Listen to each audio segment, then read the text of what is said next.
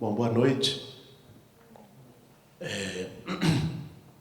Queria primeiro agradecer aí, Raquel, Paulo, pelo convite para esse debate. Vou tentar contribuir com algumas reflexões que nós temos feito no MTST, no Movimento dos Trabalhadores Sem Teto. Eu acho, primeiro, nesse tema que a Raquel tocou aqui, desse ciclo, né, da experiência democrático-popular feita pelo PT e pelos movimentos sociais que surgiram também na década de 80, junto com o Partido dos Trabalhadores. Eu acho que se impõe hoje para nós o diagnóstico de que essa experiência chegou talvez a um limite terminal, né? Basta nós vermos a situação do PT, do ponto de vista político, institucional, mas também a situação de muitos movimentos sociais que surgiram nesse período. Eu acho que talvez a gente tenha chegado a um limite de não dar mais para ter avanços democráticos e avanços populares sem ter reformas estruturais, né? Não dá mais para ter esse tipo de avanço dentro desse sistema político, que é um sistema, por sua natureza, impermeável à participação popular, porque, na mesma medida, é absolutamente permeável aos interesses econômicos. E faz dos conselhos, muitas vezes, um espaço de circo, né? Um espaço, não digo de todo o processo de participação popular, eu acho que seria muito temerário dizer isso, e injusto. Mas, peguemos, o que é o Conselho das Cidades hoje? O Conselho das Cidades, todo ano que a Conferência das Cidades se reúne, delibera por fazer reforma urbana. Se dependesse da deliberação da Conferência da Cidade, já tinha feito 20 reformas urbanas no Brasil, né? E não faz, porque são espaços por onde não passa o circuito real de poder e de definição, né? Esse circuito é feito, como a Raquel bem colocou, com os atores econômicos que atuam na questão urbana. Inclusive, a opção do MTST de não participar do Conselho das Cidades, de Conferência das Cidades, tem a ver diretamente com isso. Agora, queria também colocar uma outra questão, que é o processo que nós vivemos nesse último período. Digamos, desde que o PT chegou ao governo, desde 2003, e particularmente na última década, e também o que esse processo nos coloca do ponto de vista de potencial de experiências novas. Porque não é pelo fato de que aquela expectativa que se construiu num ascenso de lutas sociais na década de 80, um ascenso para todos os lados, o ascenso da luta sindical, o ascenso da luta popular urbana, ascenso da luta popular rural, comunidades eclesiais de base, ou seja, um processo muito rico de luta e de organização desde baixo, pela base, e que foi um processo que, inclusive, impulsionou o PT a ser uma potência, né? Nós vimos, talvez, os instrumentos políticos populares, não só aqui, que tiveram alguma relevância política nas suas realidades históricas, tiveram porque nasceram a quente de lutas sociais, e não a frio. Instrumentos criados a frio, né, nunca renderam muita coisa. O PT surgiu a quente, num grande ascenso de lutas sociais, no final dos anos 70 e nos anos 80. E, embora essa expectativa que estava lá acabou dando no que deu, isso, pelo menos na minha avaliação, não nos deve levar a um ceticismo, não nos deve levar a ignorar o que surge de experiência nova, o que surge de experiência popular, de resistência, nos novos processos, atualmente, né?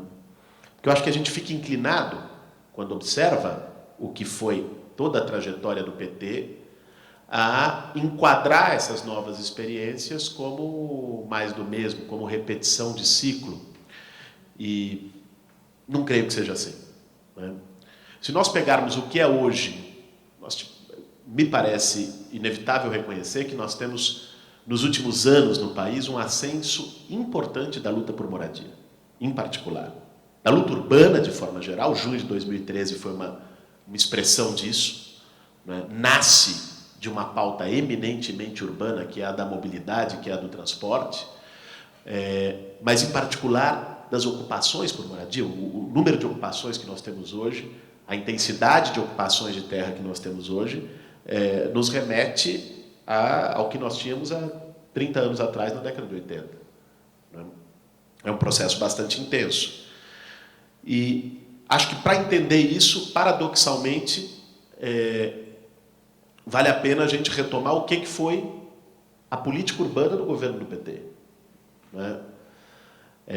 E que eu acho que, sem muitos desvios, é possível caracterizar esse último período como, digamos, a década, não da reforma urbana, como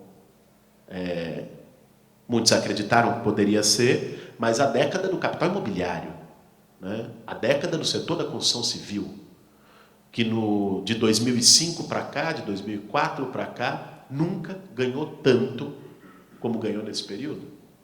Né? Acho que isso tem a ver com um modelo de crescimento que uma parte da esquerda se seduz, né?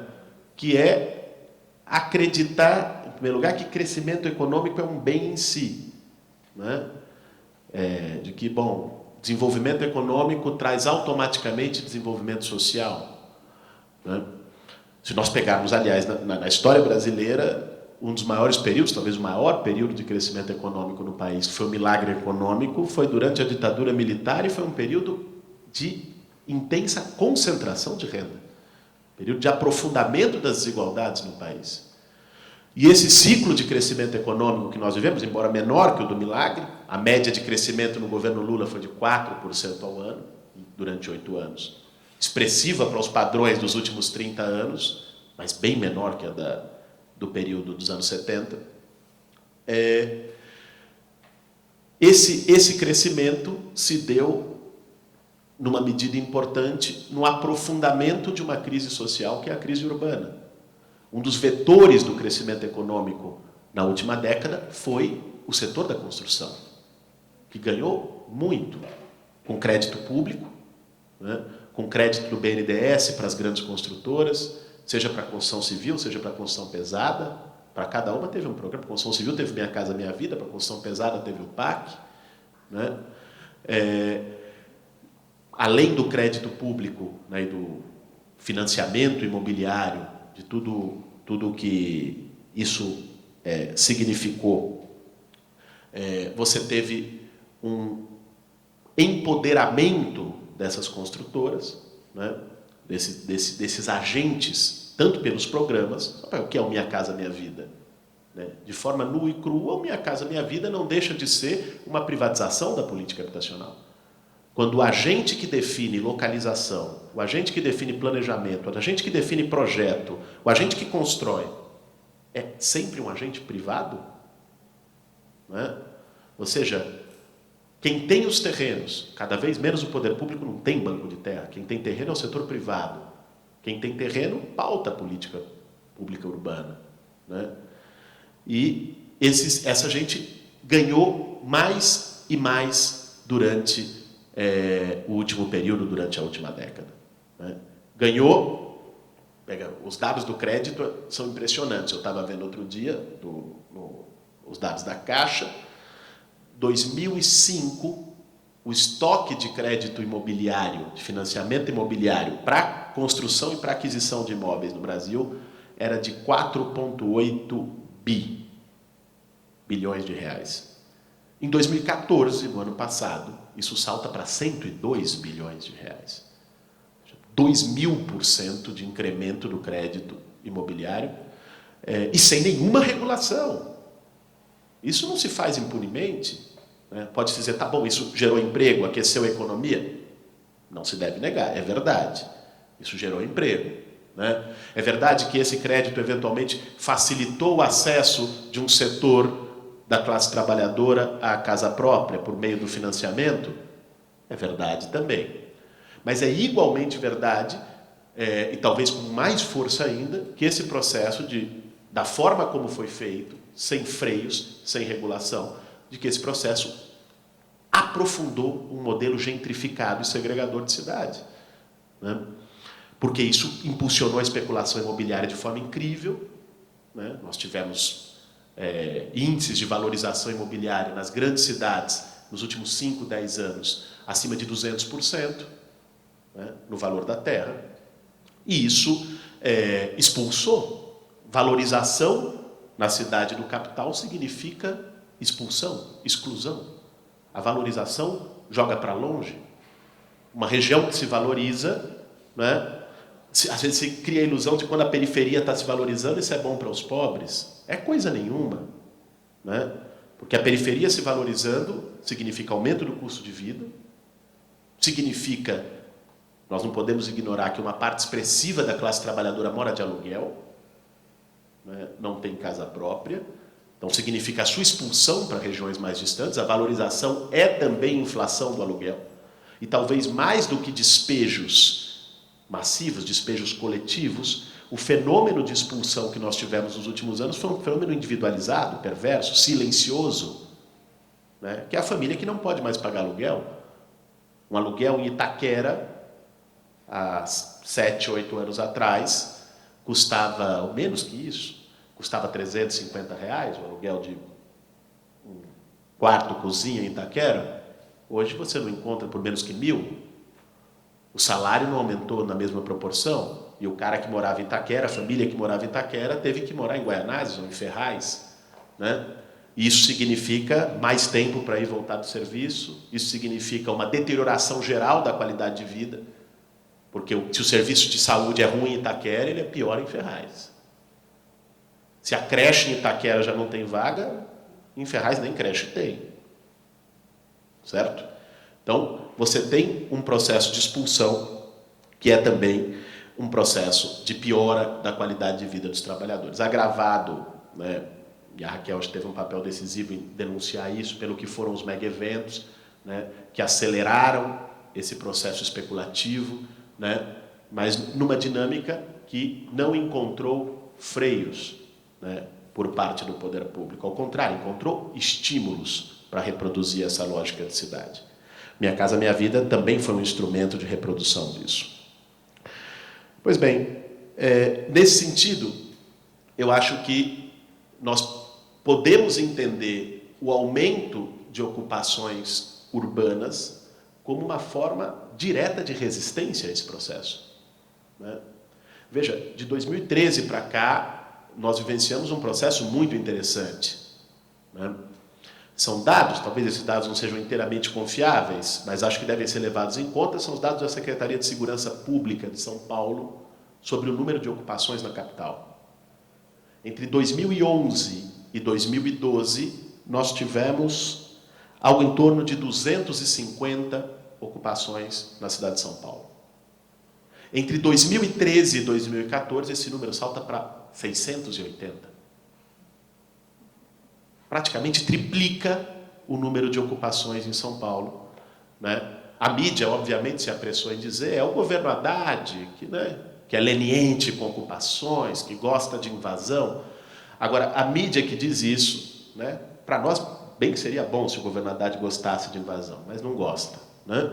A mídia que diz isso se esquece de considerar que esse mesmo processo se vivenciou em Belo Horizonte, com as ocupações de Isidoro, e com um prefeito quase fascista, que é aquele Márcio Lacerda, né? Esse mesmo processo ocorreu em Porto Alegre, que hoje nós temos um fórum de ocupações com 18 ocupações dos últimos 2 anos para cá. Esse mesmo processo ocorreu, talvez com menor intensidade, no Rio, ocorreu em Fortaleza, ocorreu em Recife, ocorreu no Distrito Federal, ocorreu em muitas das metrópoles brasileiras uma onda de ocupações no último período. Porque houve um processo de intensificação dessa expulsão. As pessoas não aguentaram mais ser jogadas para tão longe. E junho de 2013, eu acho que funcionou quase que como um gatilho, embora em muitas cidades, como São Paulo, junho de 2013, as manifestações que ocorreram aqui não foram protagonizadas pelo povo da periferia, né? Foram protagonizadas por setores médios.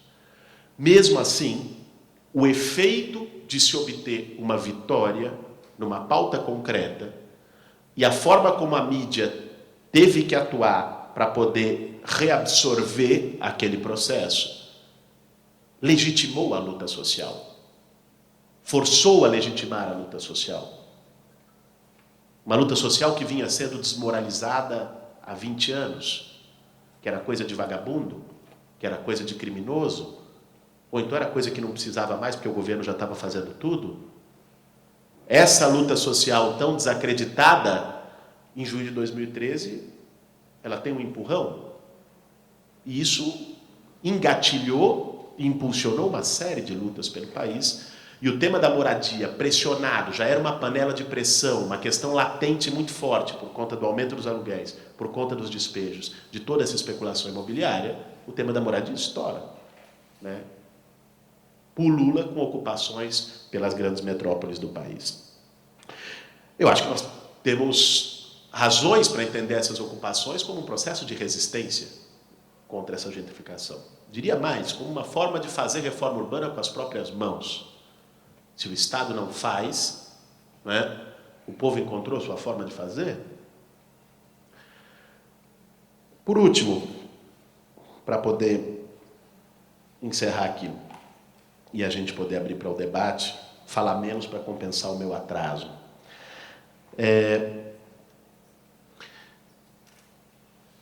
Queria colocar uma outra questão que tem a ver com o significado desses movimentos.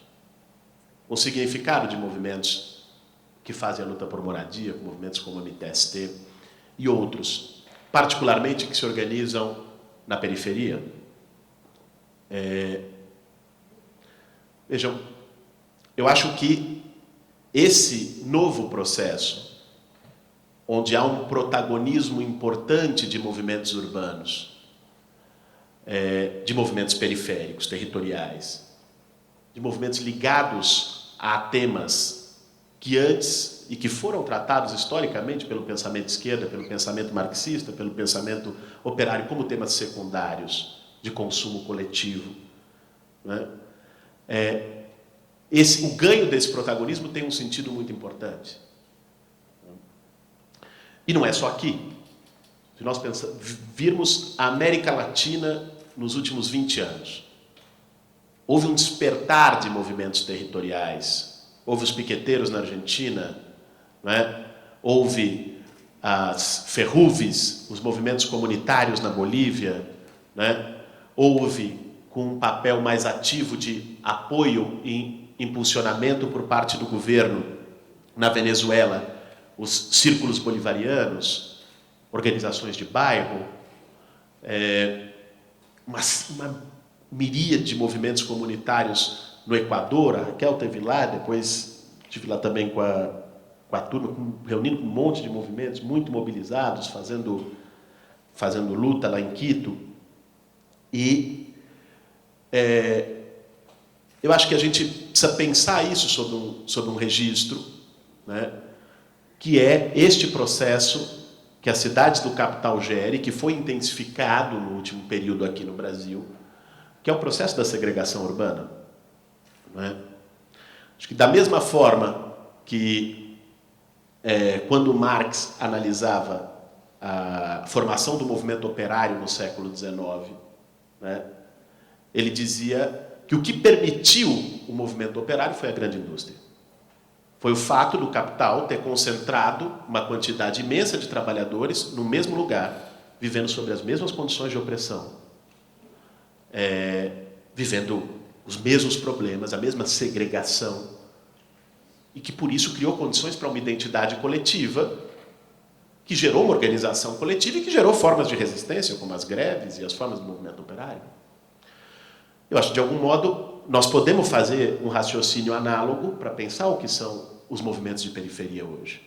O capital concentrou milhões e milhões de pessoas no mesmo território, vivendo sob as mesmas privações de falta de serviços públicos, de falta de infraestrutura, de que o Estado que funciona na periferia é o Estado policial, é o Estado do extermínio, né? Vivendo, portanto, sob as mesmas condições de opressão, mas que não é só um vale de lágrimas, é também um espaço de resistência. A periferia carrega consigo um potencial de resistência como as fábricas carregavam e carregam. Não é?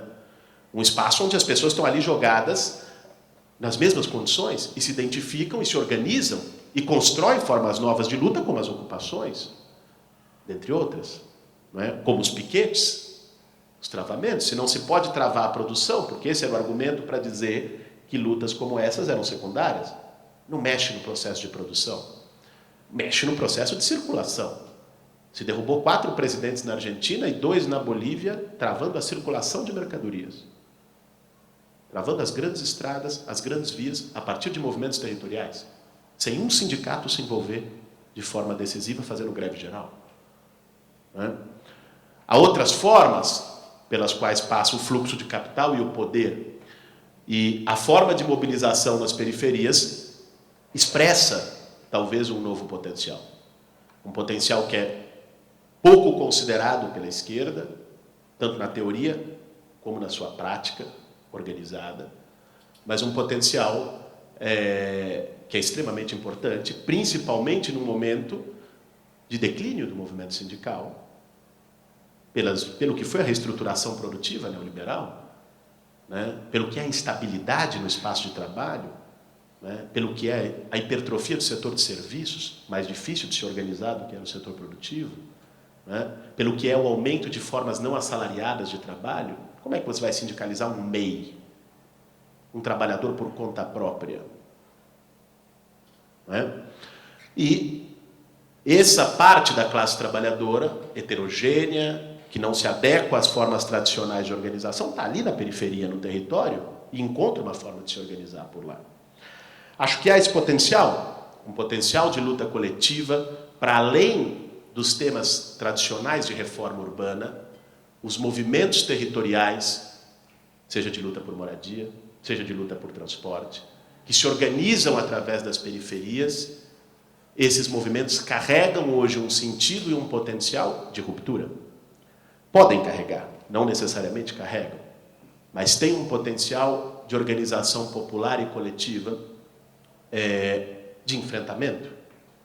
Num momento onde talvez hajam poucas ilusões no sentido de acreditar em alguma mudança real no nosso país que não passe pelo enfrentamento e pelo conflito. A cota de conciliação deu no que deu. Né? A estratégia de mudar por dentro mudou quem queria mudar. Né? Ou melhor dizendo, foi mudado aqueles que queriam mudar por dentro, porque o sistema político permanece intacto, os engoliu. Né? Cada vez mais esse sistema político não tem credibilidade. Aqui nós perguntamos para qualquer um nas ruas, ninguém precisa ser de esquerda. Perguntar se alguém nesse país acredita em mudanças profundas e estruturais, em melhoras de vida por meio das eleições. Se alguém acredita que este Congresso Nacional, que esse Parlamento vai fazer isso nesse sistema político. Se alguém acredita que esse Executivo vai fazer isso. Se alguém acredita que os partidos políticos no atual sistema vão fazer isso. Não tem credibilidade popular. Né? Qualquer saída hoje que passe por uma perspectiva real de retomar um projeto radical de reformas e de mudanças estruturais tem que ser por baixo, tem que ser pelos movimentos e não, evidentemente, tendo diálogo com a institucionalidade, né? Mas não sendo absorvidos por ela. Talvez essa seja a principal lição que esse ciclo nos legue hoje.